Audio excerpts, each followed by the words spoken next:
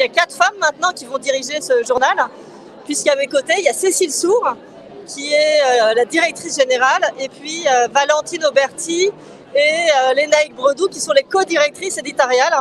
On n'arrive pas à produire 4 femmes à la tête d'un journal par hasard. C'est pas le fruit comme ça de « ah bah tiens, pourquoi ?» En fait, comment ça arrive?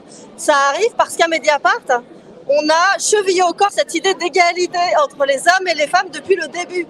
Et donc, ça veut dire qu'en interne, on a travaillé sur l'égalité hommes-femmes, sur les salaires, sur la progression de carrière, sur les formations, sur tout ce qui concerne la vie interne.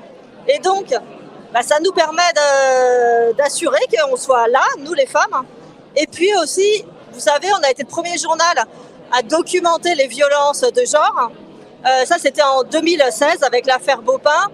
Et ensuite, on a eu la première gender editor, la première responsable aux questions de genre en France, dans un journal. C'était à Mediapart. Et c'était Lénaïque Bredou. D'ailleurs, elle occupe toujours le poste. Et Lénaïque Bredou, qui est donc aujourd'hui co-directrice éditoriale. Mediapart veut être le journal de la société, donc il se doit de représenter la société dans toutes ses composantes.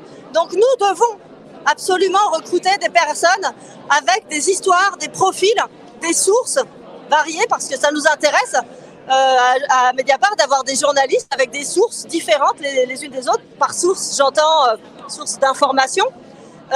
Et donc, évidemment, si vous avez des journalistes qui viennent tous du même quartier, qui sont tous blancs ou blanches, eh bien, évidemment, vous n'avez pas la même attention à certains sujets, vous n'avez pas le même parcours, les mêmes attentes aussi par rapport à ce que vous faites et à votre pratique du journalisme. Donc, c'est pas seulement important abstraitement, c'est une nécessité parce que c'est vraiment une richesse pour un journal comme nous d'intégrer le plus de profils variés.